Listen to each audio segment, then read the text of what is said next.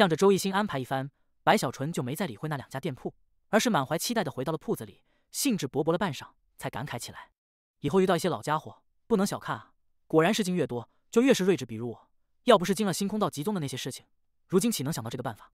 哼哼，这办法虽简单，可却必定管用。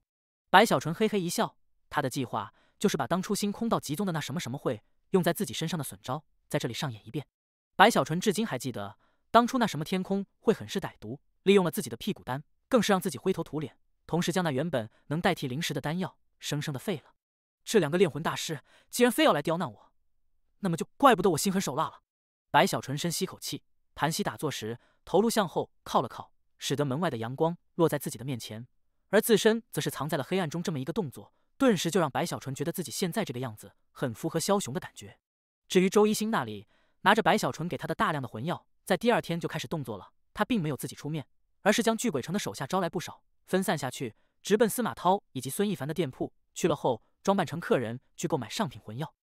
这上品魂药价格不菲，可这一次白小纯是铁了心，于是周一星没有犹豫，大量购买，每天都换人去。渐渐的，在半个月后，周一星这里囤积的上品魂药已数量不少，且这些魂药都有司马涛或者是孙一凡的印记。毕竟身为名家，对于自己炼制出的魂药，都会在上面留下属于自身的印记。这印记在某种程度上会让这魂药的价格增加。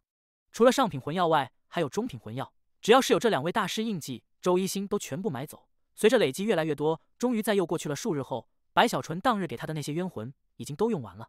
他这才联系了白小纯，2人在这一天的深夜又在那客栈内见面。白小纯没有多留，扔出购买下一批魂药的冤魂后，拿着那第1批收来的魂药立刻离去。周一星的收购再次开始，同时白小纯这里也忙碌起来。白浩魂密切关注，思索很久，能猜出这个计划的大半，可这里面有几个关键点，他有些琢磨不明白。师尊这明显是要收来对方的魂药，去做手脚后，在暗中低价扩散出去，使人出现不适后，继而将怨气发泄到那司马涛与孙一凡身上。这计划简单直接，更是狠辣无比。可这魂药本就已完美，先不说好不好去动手脚，一旦被人看出端倪，反倒是拿起石头砸了自己的脚啊！白浩魂迟疑中，也将自己的担忧告诉了白小纯。徒儿放心，为师有办法，天衣无缝。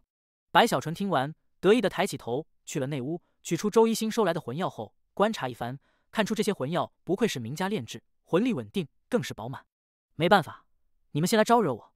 白小纯深吸口气，目中露出奇异之芒。他知道这个计划的关键就是如何做手脚而不被人察觉。白浩魂的担心不是没有道理，可白小纯有自信，实在是此事他当年刚刚来到蛮荒时，首次炼出魂药后，曾有过一个大胆的想法。当初他琢磨着想要把魂药当成丹药去炼制，想要来一个蛮荒与通天河区域的结合，炼药与炼魂相融，从而创造出一个更加惊人的魂丹。只是他那个时候绞尽脑汁，多次尝试，最终却发现这只是自己一厢情愿而已，两者根本就无法完美融合，产生叠加后爆发的效果。虽然如此，但也不是没有收获。他当初研究之后发现，若是把一些如致幻烟气的物质融入魂药内，还是可以做到的。且无论如何检查，因炼制体系的不同，南辕北辙，根本就无法察觉出来。除非本身不但是炼魂大师，更是炼药大师，才可以看出端倪。可对于蛮荒而言，强大的炼魂师很多，但炼药的大师几乎没有。实在是蛮荒没有产生炼药大师的基础，这里的草木无法炼药，就如同通天河区域内多次炼灵的法器很是稀少一个道理。没想到当初我认为失败的尝试，如今却成为了我的手段。白小纯唏嘘一番，目光闪动，露出思索的神情。他在琢磨，像这魂药内融入什么样的毒物，才可更加完美的同时，也不会造成死亡的事情。发情丹不行，此丹太狠了。致幻丹也不行，此丹名气太大了，若是被人因此怀疑我的身份就不好了，且闹大了不好解释。毕竟此事会连累很多无辜之人。白小纯不是那种一将功成万骨枯的性格，此刻斟酌之后，他双眼一亮。当初在血溪宗的那种拉肚子的青烟，这才是最完美的，效果刚刚好，且一旦闹大，可以有太多办法去解释。白小纯抿了抿嘴唇，想起那些青烟是当初自己在血溪宗中锋炼制缥缈灵香时出现的意外。四阶灵药中的缥缈灵香，我现在炼制轻而易举。白小纯立刻在储物袋翻了起来。虽然他现在草木不多，可身为炼药宗师般的存在，他可以改变药方，利用自己已有的草木去创造出类似那种青烟的效果。思索一番，白小纯这才将面具隐藏之力开启到最大，取出丹炉放在面前。好久没有炼丹了，白小纯摸着丹炉，心底怀念。半晌后定气凝神，开始拿出炼丹的手段，先去炼制青烟毒物，随后再融入魂药。一夜无话。第二天清晨，当白小纯从内屋走出时，等在外面的白浩立刻就看到自己这师尊双目内的疲惫，还有那精神上的亢奋，在走出后狂笑起来。周红，你跟我斗，你白爷什么没经过？白小纯大笑，这四周有禁制封锁，他也不怕声音传出去。白浩魂有些担心，赶紧上前，还没等开口，白小纯就给了他一枚魂药，得意的开口：“徒儿，用你全部的手段，去看看这魂药有没有问题。”白浩魂目光一凝，低头看着手中的这枚上品魂药，仔细看了半晌，也没看出有什么不同之处。他更是掐诀中一直此魂药，里里外外不断的查看，甚至还换了其他方法。到了最后，白浩魂有些傻眼，这魂药在他看来完全正常。师尊，这魂药你真的动了手脚，不是拿错了吧？白浩魂诧异，看向白小纯。要知道，白浩虽是魂体鬼修，可他的炼火造诣极深，他都没觉察出问题。那么在这蛮荒，能看出这枚魂药有问题的人，可以说几乎没了。就算真的有，但也必定是凤毛麟角，少之又少。白小纯一听，连忙查看了一眼，确定自己没拿错后，哈哈大笑起来。错不了，1个月内，我让这2家店铺从此名声臭遍大街。白小纯得意无比，一想到自己当初被天空会坑得那么惨，他就觉得这招毒辣。按照自己心底善良，这一切都是他们逼自己的。我一旦出手，可是自己都害怕。白小纯心底傲然，冲出铺子后，传音周一星，二人相见，白小纯立刻就将那批被动了手脚的魂药递了过去，又叮嘱一番。周一星毫不迟疑，立刻保证。白小纯这才心情愉悦的离去。周一星的确是有些能力，在这葵黄城内，他虽来的时间短暂，可他在巨鬼城人手足够，如今在这葵黄城也都打通了一些区域。这批魂药很快就被周一星找到了买家。这些魂药都是上品，又有大师印记，无论怎么检查都没有瑕疵，再加上价格比正常低了一些，所以卖出的过程很顺利。甚至若非白小纯的交代，要尽可量的多卖一些人的话，都有人提出想要一口气最大可能的全部买走。只是1天的时间，这些上品魂药就已经散在了葵黄城内。很快的，当周一星把收来的第2批魂药给了白小纯做完手脚后，再次撒向全城时，渐渐的拿到这批魂药的魂修越来越多。且周一星有意集中放在89区以及附近区域，所以这里买到被动了手脚的魂药的魂修数量最多。随着第3批、第4批、第5批半个月的时间，在这葵黄城内，渐渐的使用这种魂药修行的修士开始慢慢的出现了一些让他们自己觉得匪夷所思的变化。第734集小点声。第一个出现变化的是在小狼神的府上，他端坐上首，面无表情，正望着下方2个魂修进行的一场斗法。这场斗法，胜者将获得小狼神的赏赐，可以进入其家族，成为随从。这对小狼神来说并非重要，可这斗法的2人却极为重视，尤其是其中修为略弱一些的那位，是个中年男子。他为了这一战，不惜买下一枚上品魂药，战前将其内魂力吸入体内，使得自身可长时间保持巅峰。可此战进行了也就是一半的程度，突然的，2人中占据下风的那位中年魂修竟面色大变，身体急速后退时，脸上都露出无法置信以及不可思议。想要开口说些什么，可其对手眼看这个机会，岂能罢休，顿时杀来。李林森，你等等！这中年魂修呼吸急促，急忙高呼，可其对手却毫不理会，展开术法追击临近。那中年魂修焦急，身体后退时，正要继续开口，可这么剧烈的运动，使得他腹部传来难以压制的不适。竟在这后退时，其体内传出一声让所有人都呆住的砰砰巨响。这声音太大，传出时，这中年男子的裤子都好似被气息冲击，居然高高鼓起，更是有一股无法形容的臭味。刹那间，竟扩散8方。这气味太过浓郁，甚至就连风吹来，一时半会都无法吹散。而其对手此刻也最为靠近，虽不是被直接扑灭，可距离太近，那气味瞬间就覆盖了他的四周。此人结丹初期的修为，寻常毒物难以撼动丝毫，可眼下竟在这气味中，整个人面色大变，甚至控制不住的就作呕起来。这一幕顿时就让四周观望这一战的众人全部傻眼。小狼神原本在闭目，可眼下却猛地睁开，他也都愣了一下。那是什么声音？不对劲啊！我被魂修早已辟谷，莫非这是周成武的某个神通？四周众人有些没反应过来，一个个睁大了眼睛时，李林森那边整个人都疯狂了，勉强压下呕吐之感，怒吼起来：“周成武，你干什么？李道友，今天作罢，改日再战！”周成武满脸通红，内心也都抓狂，他也不知道自己今天怎么了，眼下急速开口，转身就要离去。他的心中已经在哀嚎了，实在是此刻肚子的不适越来越强烈，他都听到了肚子里咕噜咕噜的声音，这声音让他担惊受怕，实在太丢人了。怎么了？我这是怎么了？周成武正要离去，可那李林森觉得自己被羞辱了，大怒之下强忍着气味再次追来，可这一次，周成武是背对着他。你别过来，我忍不住了。周成武急忙高呼，可还是晚了那李林森寒怒，轰然而来，一击落在周成武后背上。而周成武此刻再也无法忍住，只听一声似乎如天雷般的砰砰声从他体内传出后，一股雾气直接爆了出来。这一次，李林森瞬间被雾气直接扑灭，这气味比之前还要浓郁数倍。李林森距离比上次还要近，且还是直面相对。刹那间，那气味就被他吸入了不少，一声凄厉的嘶吼直接就从李林森口中爆发出来，他的身体更是刹那就倒退而去，声音凄惨无比：“周成武，你欺人太甚！”这么一耽搁，周成武红着脸急速逃走，一路走去，一路传来砰砰之声。远远看去，他身后释放出一团团浑浊的雾气，直至他逃得没影了。小狼、社府上这些魂修一个个都没有反应过来。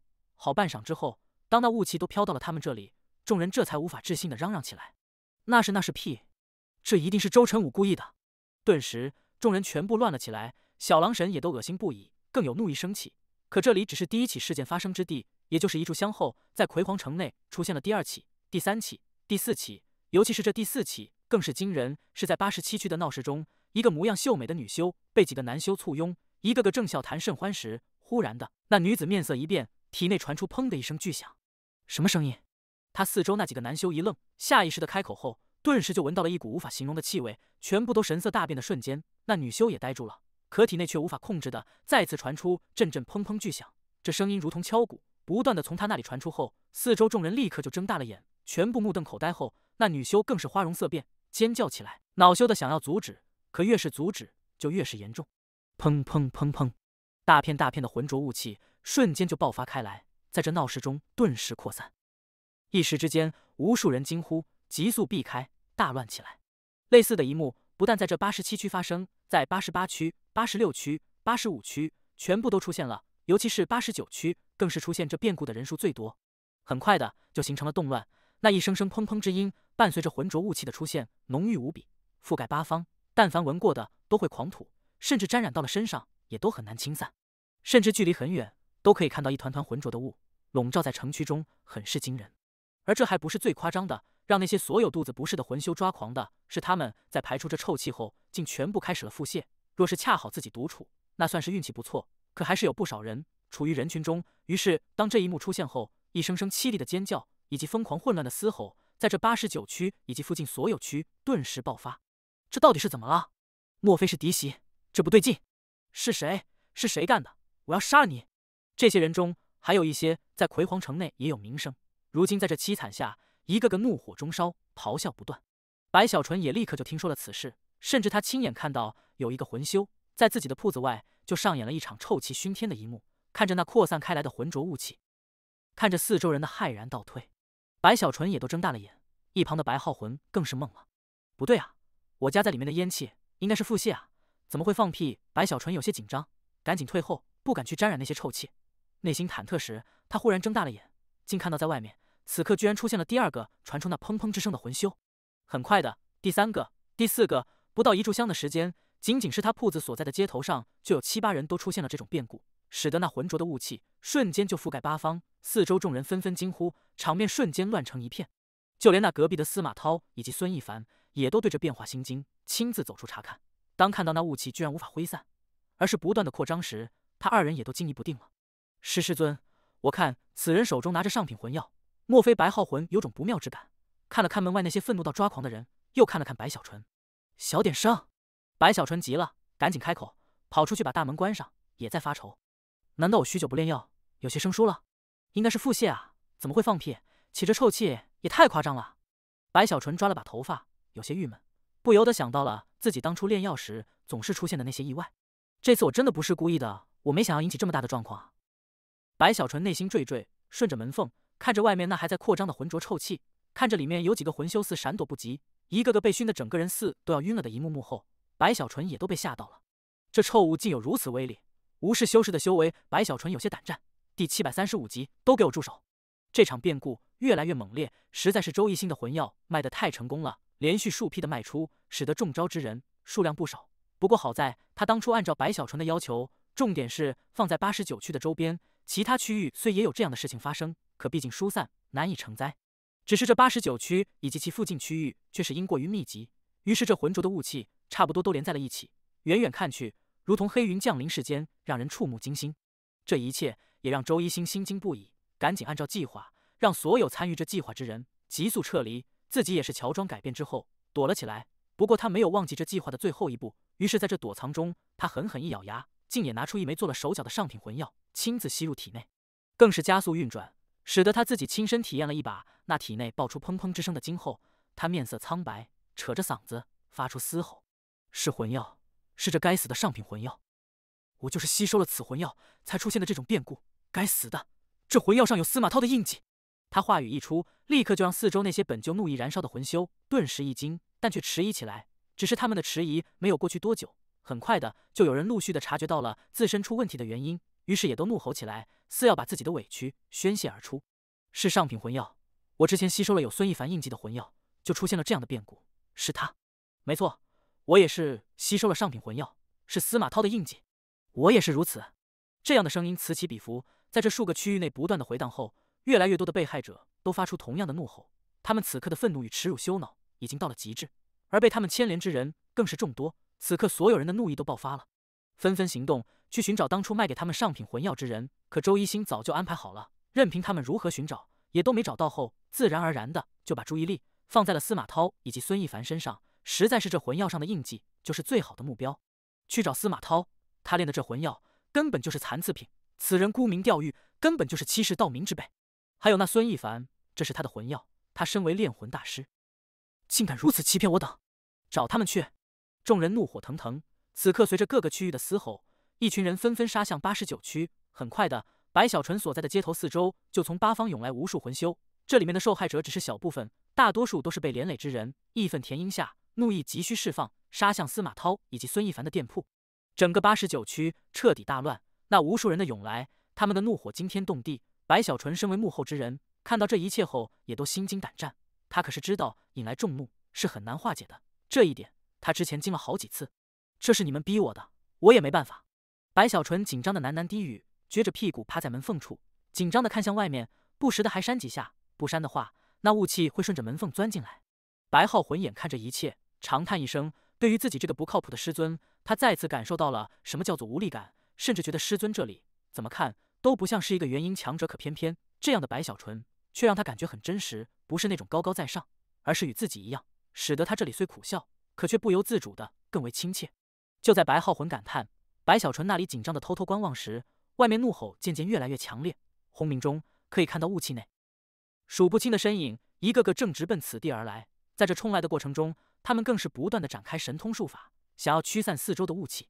不多时，随着他们的到来，白小纯不用竖起耳朵就能听到两个隔壁传来阵阵轰鸣巨响。他的神识内立刻感受到两边的店铺已被人冲杀进去，一时之间嘶吼怒骂不断。你们干什么？干什么？你们干的好事！这魂药上有司马涛你的印记，孙一凡，我要杀了你！住手！你们听老夫说，这魂药与老夫无关。轰隆砰砰之声不断的回荡，白小纯神识内清晰的察觉到隔壁的两个铺子此刻乱成一团，被人直接就给砸了，甚至外面的牌匾都被人直接碎灭。白小纯眨了眨眼，虽计划成功，可心中的不安却越来越强烈。正快速考虑如何善后时，忽然他面色一变，神识内感受到自己的店铺外那些暴怒的众人，有一些竟直奔自己的铺子而来。不好，他们知道是我干的！白小纯顿时一惊，可转念又觉得不是这个样子，不对，他们应该还不知道。正想到这里，轰的一声，他的铺子大门就被人轰开。在轰开时，外面冲杀进来不少暴怒的魂修。你们干什么？这里不是孙一凡，也不是司马涛的铺子，这里是我白浩的天下第一炼灵铺！白小纯壮着胆大吼一声，声音之大，仿若天雷滚滚。他更是修为散出，形成威压，怒视来人。那几个冲进来的魂修愣了一下后，面色变化，赶紧道歉，快速退出此地。他们并非是认错了门，而是打算趁火打劫。毕竟外面的动乱之人不少，龙蛇混杂，不但是白小纯这铺子被人故意闯进来，四周其他铺子也被殃及池鱼。白小纯眼看如此，非常焦急，实在是此事因那臭气的缘故，已经脱离了白小纯的掌控。他正紧张琢磨解决的办法时，忽然的一旁的白浩魂目中露出一抹奇芒，低声开口：“师尊，我有一计。”听着白浩的计策，白小纯来不及去过多思索，点头后身体一晃，直接冲出大门，看着外面浑浊的雾气内无数的身影，以及两边铺子的粉碎，以及四周其他铺子里传出的怒吼与打斗声，他立刻就将全身修为彻底的爆发开来。更是在这修为爆发之下，口中传出比之前还要巨大的惊天之声：“都给我住手！”这声音太大，白小纯更是动用了不灭地拳之意，使得声音也都不怒自威，蕴含了一股让人不得不听从的威严。声音还在回荡，白小纯身影一晃之下，已经出现在了一处店铺外，右手抬起，直接一挥，轰的一声，就将那铺子里的狂徒全部轰飞。你们随我一起，阻止这场动乱！白小纯急速向着那铺子内的伙计等人开口，这些人也都带着怒意，此事与他们无关，可却被丧失理智，更有趁火打劫之徒闯入。眼下闻言，先是感激，随后跟随在白小纯身后，与他一起试图阻止这场动乱。很快的，第二间铺子外，白小纯一行人出手之下，立刻解决，又去了第三家。渐渐的，白小纯身后魂修越来越多，而他更是勇猛非凡，所过之处直接率众冲杀。很快的，在白小纯的帮助下，这四周的所有店家都联合在了一起，全力镇压，更是大吼不断：“住手！有话好好话，谁再动手，格杀勿论！这里是魁皇城，你们莫非要造反？”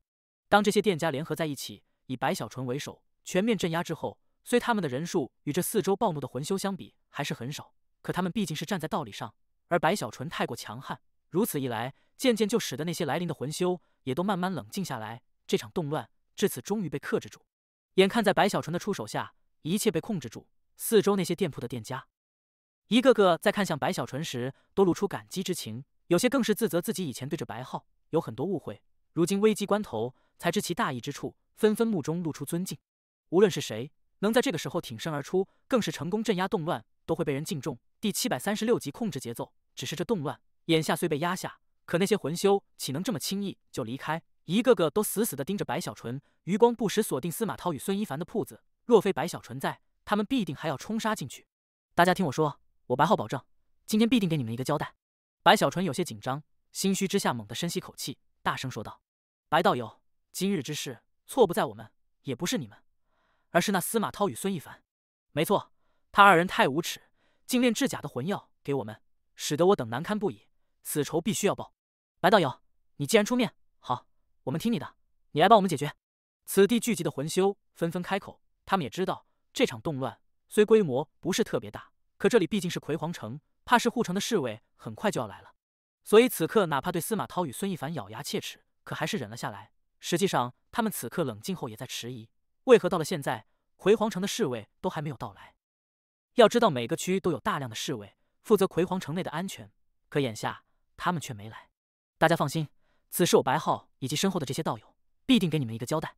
白小纯立刻一拍胸口，大声说道，他身后四周店铺的那些店家也都纷纷表态：“司马道友，孙道友，还请出来一见。”白小纯眼看压下了众人，内心松了口气，他实在是担心此事闹得太大，自己也都不好收场。眼下不知不觉的，自己居然成为了裁决之人，这让他也觉得匪夷所思。随着他声音的传出，司马涛与孙一凡此刻面色难看的从店铺内走出。他们修为虽不俗，可方才的狂暴魂修实在太多了，他们根本就无法应对。如今铺子都被砸成粉碎，他们更是心底怒意一样不少，尤其是看向白小纯时，目光更是犀利。白浩，他们所说的魂药必定是被人动了手脚，只要给我一枚那种魂药，一查必定会水落石出，真凶是谁，用不了多久就可被昭告天下。司马涛与孙一凡冷冷开口，一想到今天的事居然是被他们恶意打压的白小纯出面解决了，这就让他们二人心底很不是滋味。他们不得不去担心会被对方抓住这一点，同时对于今天的事情，他们心中也都猜测，或许就是白小纯这里做出来的。只是他们也疑惑，若真是白小纯干的，他又是如何将魂药改变？可不管再怎么恼羞，魂药被动了手脚，必定不是天衣无缝。他们自信可以找出端倪之处，此刻相互看了看，已有了共识，准备拖延一番，等待周红的到来。实际上在之前，他们就联系了周红，而此地之所以没有侍卫到来，也是周红的缘故。他不能让这里的事情闹大，一旦这样，就算是他也都脱不了干系。白小纯眨了眨眼，心底对于自己那徒儿的极致也有了一些佩服。实际上这个办法就是他徒儿想到的，方才和白小纯简单说了后，事态紧迫，白小纯立刻就选择用这个方法。眼下来看，此计很是漂亮，彻底将自己身份改变，从之前的被动化作了眼下的主动，尤其是一言就能决定这司马涛与孙一凡的名声。想到这里，白小纯内心振奋，可表面上却是一副沉稳的样子。二位道友，我也是炼魂师，我相信我们炼魂师炼制的魂药不可能出现如此大的纰漏，这一点我相信你们。他话语一出，让司马涛与孙一凡一愣，显然没想到白白小纯居然如此旗帜鲜明的表态，二人心中隐隐觉得不对劲。而四周那些怒火暂息的魂修，此刻也都再次骚动起来，纷纷低吼：“白道友，你这是什么意思？你相信他们？是说我们无理取闹不成？”眼看众人都要怒气，白小纯一摆手，大声开口：“同时，我也相信大家不会平白无故的到来。可现在说心里话，我虽知道事情的结果，可还不知道具体。你们说吸收了2位大师的魂药，出现了这种变故，现在谁还有那种魂药？可否拿给我看一看？”白小纯声音传出，众人这才压下怒意。其中有个中年修士冷哼一声，直接扔出1枚上品魂药。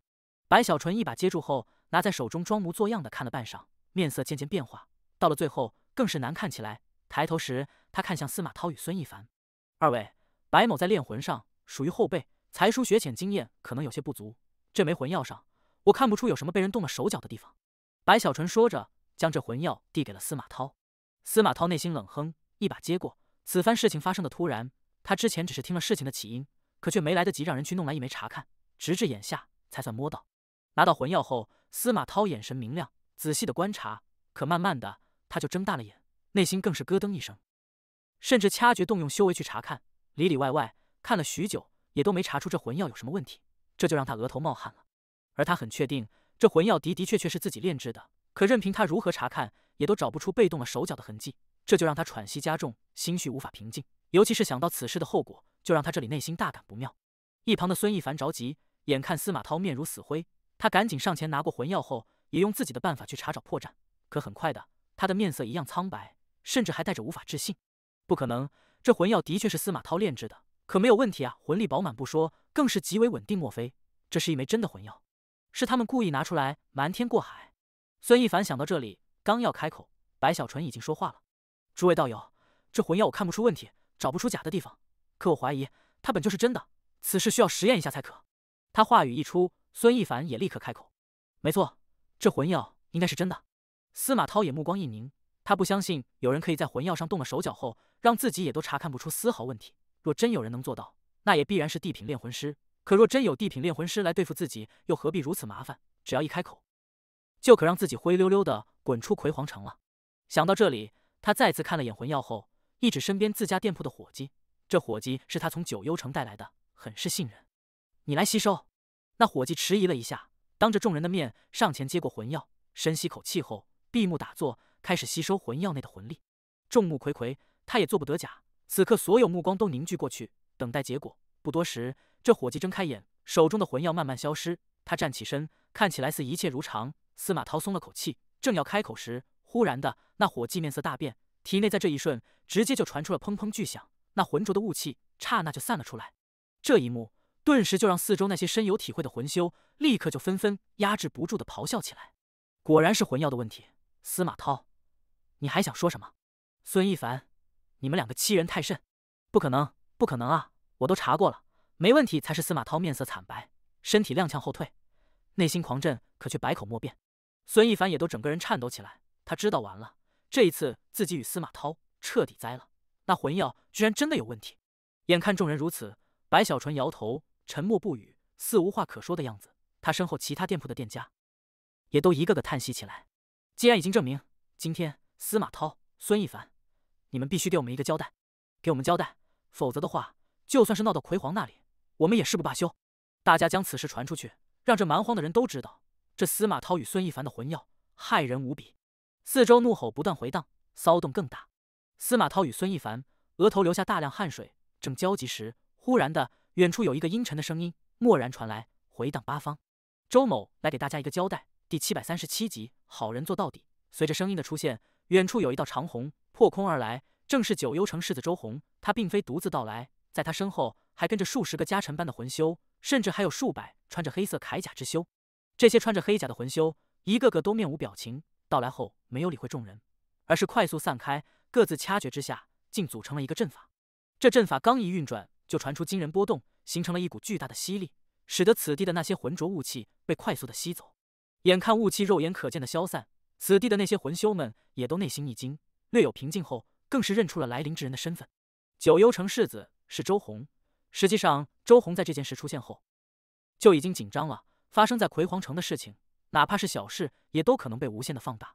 他虽是世子，可也不能不警惕。毕竟四大天王之间本就不和。而这一次的事情，不管是不是司马涛与孙一凡的责任，可只要那魂药上有他们的印记，他们就撇不清。同样的，周红一样难以抽身。若真闹大了，白小纯虽怕，可周红一样怕。毕竟这里是葵黄城啊，所以他紧张之下，立刻调动一切人脉，先是阻止侍卫到来，因为一旦侍卫来了，此事就裹不住了，必定会被层层上报。倒不是说不上报就没人知道，可知道归知道，不需要去处理。可一旦上报了，那么就需要处理。拖延侍卫到来的时间后，他又立刻从九幽城内不惜将他父王的亲卫调来，形成这阵法，在这葵黄城内处理那些浑浊臭气。这一路他很是忙碌，心底更是憋屈的要发狂，可却没办法，时间紧迫，只能如此。眼下终于赶来了此地，他的声音如雷霆回荡四方。此事不管如何形成，终究是出现了纰漏，大家放心，周某的交代必定让你们满意。周红话语一出，立刻他身后那数十个家臣般的魂修顿时散开，融入到了此地的人群里，开始安排那些融合魂药出了问题之人。周红大力赔偿，使得每个人都收获颇丰，纷纷满意。实际上他们也知道，这赔偿之所以如此厚重，有部分原因是风口。至于那些被牵连的魂修，也得到了赔偿，虽不如前者，可也依旧让他们很是称心。此地人数众多，这笔赔偿之大，就算是周红也都心头如割肉一般，但却没办法，此事必须尽快解决。白小纯眯着眼看着这一幕幕，对于这周红的果断也是佩服，同时心底也松了口气，琢磨着这周红看来比自己还要害怕事情扩大。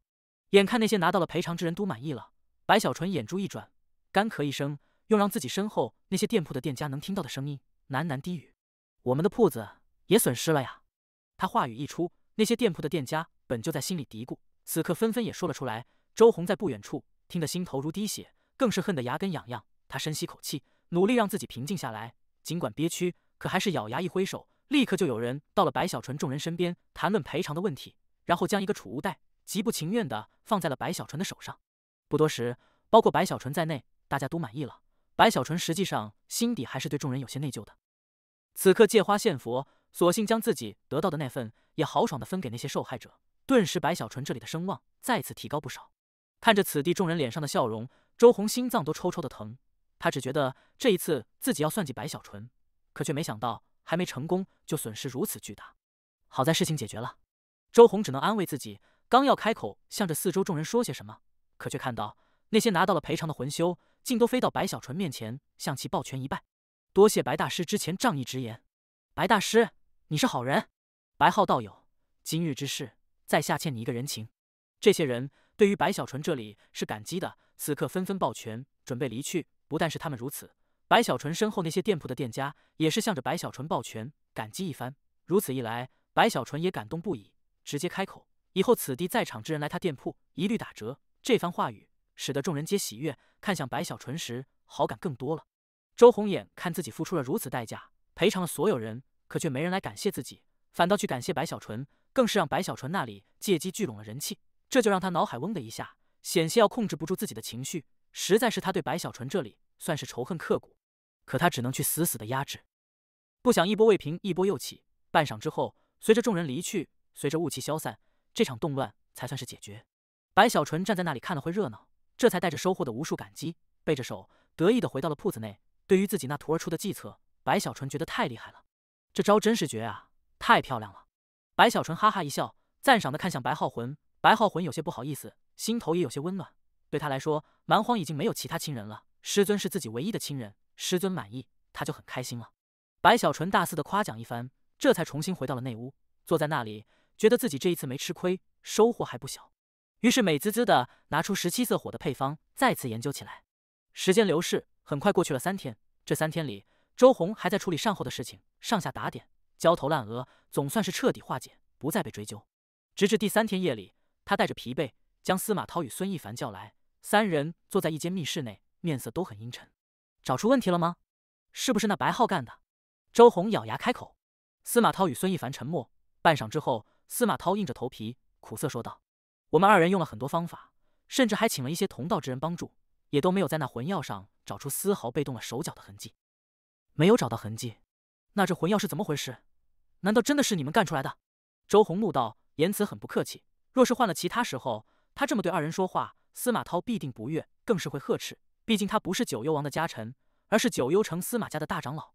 还有孙一凡也会冷哼，他与司马涛还不一样，他是零陵王的家臣，这区区九幽城的世子，如此言辞，他可以直接反驳。可现在情况不一样，他二人虽有不忿，但却只能忍住。能在魂药上动了手脚，却偏偏看不出任何痕迹，这种在炼魂上的水平已经是前所未闻了，怕是只有一些失传的秘术才可做到。司马涛缓缓开口：“魂药上我们无法找出真凶，可其来源上我们有了线索。这些魂药都是从我们的铺子内被买走的。我与司马兄整理了一番，发现了在这1个月内，有一批人很是可疑。”孙一凡咬牙开口，他对这幕后之人恨之入骨，话语间拿出一枚玉简，递给了周红。周红目光一闪，接过后看了看，立刻起身，安排下去，发动他九幽城世子的力量，开始查找。终于在数日后，抽丝剥茧一般找到了一条线索。那些购买魂药之人虽都改变了模样，可周红的人脉很广，竟从魁皇城的传送阵那里查到了端倪，知道有一批人在事情发生的当天，通过这传送阵去了巨鬼城。他更是对照之下，通过其手段找出了这批人与购买魂药的那些人的一些相似之处，又去查了这批人当初来魁皇城的日期。如此一来，虽碍于时间较少，还没有准确的答案，可真相已经呼之欲出了。白浩，不管是不是你，哪怕找错了人，我也认定就是你了。周红怒火滔天而起，咬牙开口，立刻给司马涛与孙一凡传音。司马涛与孙一凡在店铺内知道了这件事后，二人顿时一股怒气冲上云霄，脑海嗡鸣中彻底爆发了郁积这么多天的惊天怒意。白浩，你竟算计我！白浩，你无耻！二人一想到当日白小纯的装模作样，就怒意更为翻腾。此刻心神轰鸣中，他们直接就冲出了所在的店铺，直奔白小纯的铺子而去。第738集，老夫要来挑战你。此刻的白小纯正在铺子内屋琢磨17色火的配方。这几天，自从司马涛与孙一凡的魂药出了问题后，虽事情被周红花费代价解决，且用了最大的力气去化解影响，可他们二人的铺子还是在所难免的受到了重创。平日里已没多少人进去了。毕竟，就算周红再去化解，可这重灾集中在89区以及周边区域，如此一来，就算再封口，可还是被很多人知道，也就使得司马涛与孙一凡这里几乎无人问津，很是惨淡。反倒是白小纯的铺子，因其当日的正直表现，使得他收获了太多的人情。于是这些天他的铺子里来人络绎不绝，大都是感谢之余，也都来购买魂药。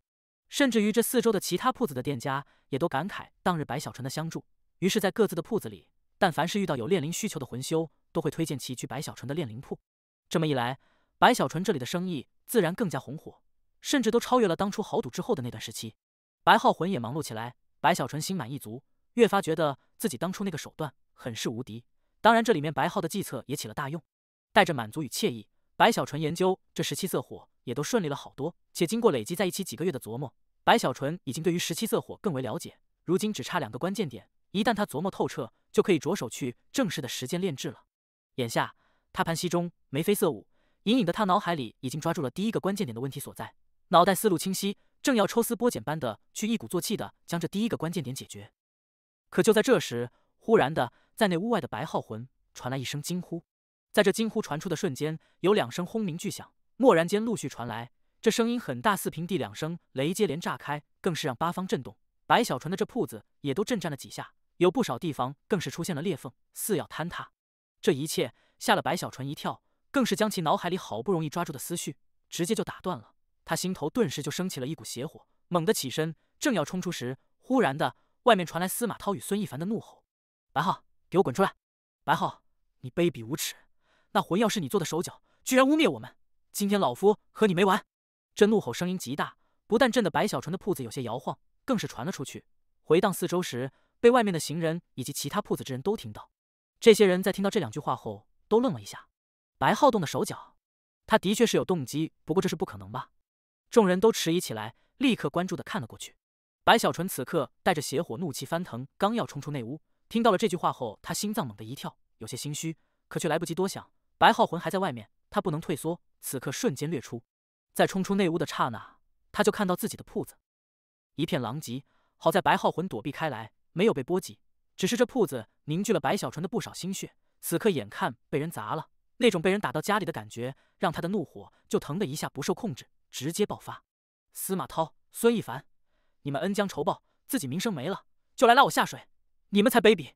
白小纯眼睛都红了，大吼起来：“当日若不是我帮你们，你们必定有一场生死危机，是我压下了大家的怒气，是我给你们争取了准备的时间，是我让这场动乱平息下来。你们不思感激也就罢了，居然还污蔑我，你们实在欺人太甚！白小纯嗓门极大，这个时候其实他心底非常紧张，知道对方或许真的找到了线索，来找自己麻烦了，所以此刻先声夺人，刚一出来就大吼不断，声音更是洪亮，立刻就压下了司马涛与孙一凡，传遍四方。白浩，你司马涛一听这话，立刻就火起，刚要反驳时，白小纯狠狠一瞪眼，声音更大：“我什么我？司马涛，你当初在我铺子外开了一模一样的店铺，我白浩可说过一个不字？我可曾去你店铺砸过？我可曾指着你们鼻子骂过？一切委屈我都选择了沉默，一切苦涩我都选择了咽下，因为我知道我白浩初来乍到，我惹不起你们。就算你欺我心善，我也忍了下来，甚至你有难了，我尽管知道那是对付你们的最好机会，可我白浩做人有自己的底线，知道什么应该做，什么不能做。我不能眼睁睁看着四周铺子的道友被你们连累，所以我去帮你。可今天你居然来冤枉我，司马涛，你有没有心？你若没心，我要挖空看看；你若有心，那么你其心可诛。你这不知感恩、欺善怕恶、自私自利东西，有什么资格来和我说话？”白小纯声音斩钉截铁，气势凌云。此刻话语一出，竟如同一把把无形的利剑，持续不断地轰向司马涛，使得司马涛面色不停变化，竟在白小纯这气势下被射神一般，下意识地后退几步，死死地盯着白小纯，浑身哆嗦着张了张口，却一句话也说不出来。白浩，你休要胡说！孙一凡眼看司马涛被白小纯的犀利言辞气得浑身颤抖，一时语塞，他立刻向着白小纯喝道：“孙一凡，你给我闭嘴！别以为你家白爷爷不知道，你与那司马涛一丘之貉，在我铺子两边，你们两个如此卑劣，仗着背后有狮子撑腰，仗着你们在炼魂中的老资格，倚老卖老，对我不断压制。我一直想问问你，我白浩可曾得罪你？我们无冤无仇，你为了一己私利，想要断我活路，做不到也就罢了，如今竟为了清洗自身恶名，居然反过来对我诬陷。我告诉你们，我白浩行得正坐得正，不怕邪风。”白小纯的这番话语说得堂堂正正，舌灿莲花，口若悬河，气势此时伴随着声音更是滔天而起，竟让司马涛与孙一凡被生生的噎住，只觉得胸口都要气炸，可却说不过白小纯。至于外面的行人以及四周店铺的店家，此刻也都一个个开了眼界般，首次感受到白小纯那里的言辞居然如此犀利，竟到了口诛笔伐的程度，甚至比一场斗法都要精彩一些。而就连躲在一旁的白浩魂也都傻眼，他还是首次见识自己这师尊的嘴皮子，有些瞠目结舌。他不知道，与今天相比，当日白小纯用白浩的身份在那白家的盛典上，那才叫真正的言辞若剑，句句杀人，字字诛心。你孙一凡气的脑海嗡鸣，声音也都断断续续，实在是他与司马涛不擅长这种针锋相对的言辞，毕竟对他们来说，自己的身份、自己的地位才是最重要的，他们不可能如白小纯这样，压根就忘了自己是元婴强者，还是如小修士一样说话办事。可偏偏白小纯还真的是元婴强者，且还是佼佼者，战力惊天。如此一来，他言辞又犀利如剑，这就让人有种无力感。白浩，多说无益，你承认也好，不承认也罢，今天老夫要来挑战你，我们不比术法，我们比炼火。输的人从此滚出魁皇城，更是终身不能炼火。司马涛缓过气来后，狠狠咬牙，立刻开口。孙一凡立刻就反应过来，明白纠缠魂药的事情对他们不利，这件事好不容易才化解，旧事重提本身就是愚蠢的，眼下最重要的是报仇，只要将这白浩生生压下，便可侧面洗去耻辱，日后慢慢散播消息，必可化解前几日的狼狈。想到这里，他一样低吼：“没错，白浩，孙某也来挑战你。你既有手段在魂药中动手脚，老夫就亲自来看看你的炼火本事到底如何。”第739集堵了。白小纯面色微变，若是比炼灵，他不怕，只要有足够的火，他炼灵就有足够的把握。可显然这司马涛与孙一凡知道当日白小纯与陈雄的豪赌，明白白小纯这里能炼灵15次，重要的是炼灵谁也没把握次次成功，不能稳赢，所以此刻没有提出比炼灵。而身为炼魂师，除了炼灵外，就是炼火与炼魂药了。毕竟魂药源自炼火，如此一来，他们选择炼火也就在情理之中。可炼火白小纯并没有十足的把握，他如今还无法炼出17色火，就算是16色火，也难以做到每一次都成功。这一切就使得他的面色微微一沉。司马涛与孙一凡虽在言辞上不如白小纯，可他们毕竟活了这么多年，察言观色之下，立刻就把握住了白小纯这里的真正心思。但凡挑战，都有赌注，这赌注除了输者滚出魁皇城，一生不得再炼灵外，还有你这间铺子。你若赢了，老夫的铺子就属于你了。还有孙某，一样的条件，我二人挑战你，不占你便宜。孙一凡冷笑，在旁边盯着白小纯，阴冷开口：“你们说赌，我就赌啊！”白小纯背着手，冷哼一声，打量了孙一凡与司马涛几眼。这二人修为虽都是元婴，可白小纯琢磨着自己可是天道元婴，那上百个天骄都不是自己对手，半步天人的小圣王自己都打了，对付这二人应该也不是问题。正考虑着准备动手将这二人赶出铺子，可就在这时，司马涛察觉到了白小纯的想法，面色微变。若白小纯不是传说中那么勇猛，他早就斗法了，又何必提出炼火？此刻眼看白小纯要出手，司马涛猛地大喝一声：“白浩，你身为元婴炼魂师，本身名气又大，莫非是怕了我们？你若不赌，我们也无法勉强。可这挑战，你躲得了一次，能躲得了第二次吗？今日你就算不同意，明天我二人还是会来。”司马涛这番话语，算是情急下的超常发挥了，让白小纯眉头不由得皱起。白浩，孙某家赌注10亿冤魂，你若能赢，你就拿走。孙一凡眼看白小纯这里犹豫，他已真切猜出对方在炼火上必定存在弱处，这样的话，自己这里说什么也要逼对方去赌。而逼此人的方法，孙一凡也想好了，那就是引起轰动。只有造成了足够的轰动，无数人关注，那么对方想要在葵黄城做生意，就必然无法不重视。至于引起轰动的办法，再没有什么比重注更吸引人了。毕竟当日的魂药豪赌可是轰动全城，所以他才咬牙之下说出了10亿冤魂。果然，在他这句话传出后，外面的众人立刻动容起来。要知道10亿冤魂，这数量太大了。白小纯当初在长城，10亿冤魂都可以让他晋升万夫长，甚至让真灵巨眼都首次露出惊喜的情绪，可见这数量之大。白浩的这铺子居然再次出现豪赌，上次是8000万魂药，这一次是10亿冤魂，这可是大事。众人喧哗议论不休，有不少兴致勃勃地拿出玉简，飞速传音散播。就在他们这里震动关注时，司马涛也明白了孙一凡的想法，狠狠一咬牙，也开口说出一句话：“老夫也再加10亿冤魂，成为赌注。”他这句话如同火上浇油，让四周众人的惊呼声难以压制，彻底爆发了。天哪，再加10亿，20亿冤魂，这数量匪夷所思，超过了8000万魂药啊！快快，这个消息值不少钱，立刻传出去。众人传出无数惊呼，很快的，越来越多的魂修开始传播，渐渐89区再次轰动，周边区域也是如此。似乎自从白小纯来了后，这原本偏僻的地域如今也都热闹起来。眼看四面八方开始出现一道道身影，白小纯也感受到了压力，他的目中开始发红，盯着司马涛与孙一凡。他知道自己没有退路了，若还是不赌，则对方必定趁势宣传关于魂药动了手脚之事，为自己引来众怒。怎么赌？白小纯咬牙开口：“自然是固定的多色火，在固定时间内，谁练得多，谁就赢。孙兄，白浩，你们觉得如何？”司马涛眼看把白小纯逼到了这种程度，内心冷笑，淡然说道：“实际上，炼魂师比拼炼火有2种常用的方法，一个就是比谁练的多色火程度更高，另一个则是在固定时间内比某一种多色火炼出的数量。实际上，第一个看的是境界，第二个看的是底蕴。”司马涛对于这一次的挑战虽是临时提出，可他沉浸炼魂一生，经验丰富。他明白，眼前这姓白的，既然能炼灵15次，显然与他以及孙一凡一样，也是选品炼魂师。至于地品，他从未考虑过，毕竟整个蛮荒地品也就那么3、2位而已，且大都是行踪缥缈，多少年看不到一次。而选品不可能炼出18色火，最多也就是17色火而已。可17色火，他虽能炼出，可却极为艰难，不适合去赌。反倒是16色火，他已极为熟悉，炼制起来成功率更高，且他相信，凭着自己的经验与底蕴，在这16色火上，他有很大的把握。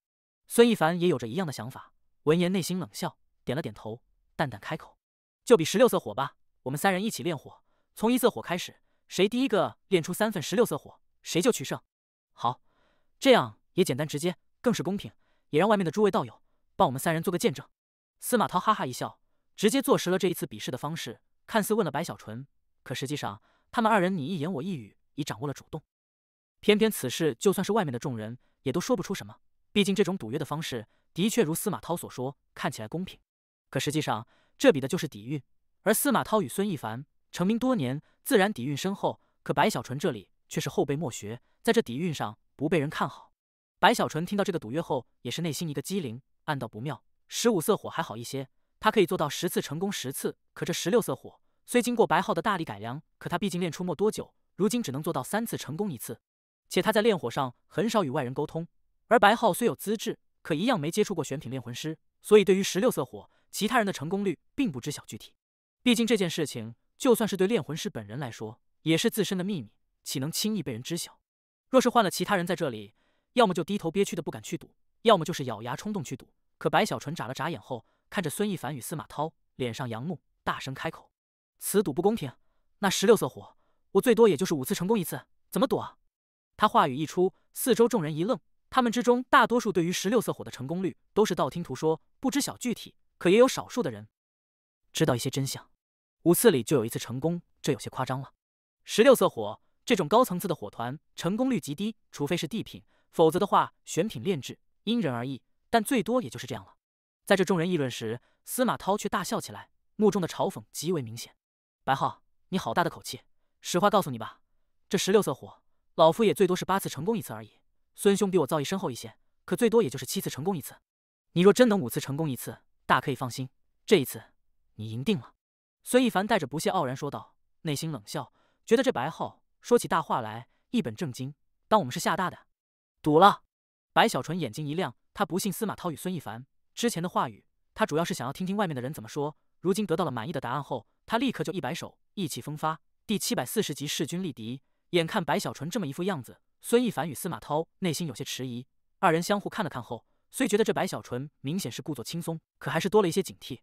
实际上之前他们的话语还是有所保留，对于这16色火的炼制，他们都可以做到6次成功1次的程度，甚至若是运气好，5次成功1次也并非不可能。但这已经是选品炼魂师在16色火上的极限了，除非是改动配方。可多色火的配方改动难度之大，整个蛮荒的炼魂师都明白，就算是地品炼魂师想要去改动，也都要耗费极大的精力与时间，还不一定成功，实在是太难了。毕竟这配方是一代代人不断的补充后流传下来，被无数人验证后最为稳定。想到这里，他二人内心安定下来，立刻让人布置此地。很快的，就在3人的铺子外，在那街头的广场上布置出了一片区域。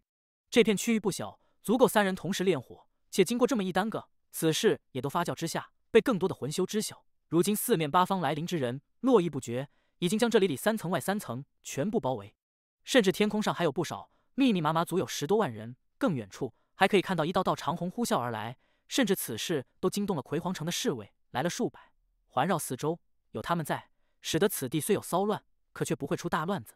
周红也来了，不但他出现，小狼神、李天胜、妙玲儿，甚至那位二皇子也都到来。那些在炼魂湖内被白小纯绑走的绝大多数天骄都出现了，还有一些是各个权贵家族中，如陈雄一样没有参与炼魂湖一战的子嗣，也都出现，向着白小纯那里指指点点。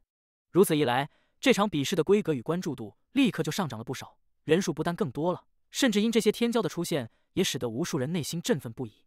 陈曼瑶也在人群内，他独自到来，没有与二皇子等人在一起，而是默默地站在那里遥望白小纯。眼看四周密密麻麻无数人观望，白小纯也有点紧张。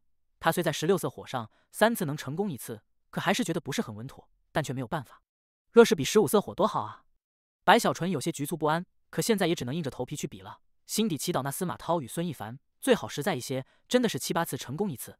与白小纯的紧张相比，司马涛与孙一凡则从容很多。二人盘膝坐在白小纯的两侧，此刻闭目打坐，定气凝神，等待比试的开始。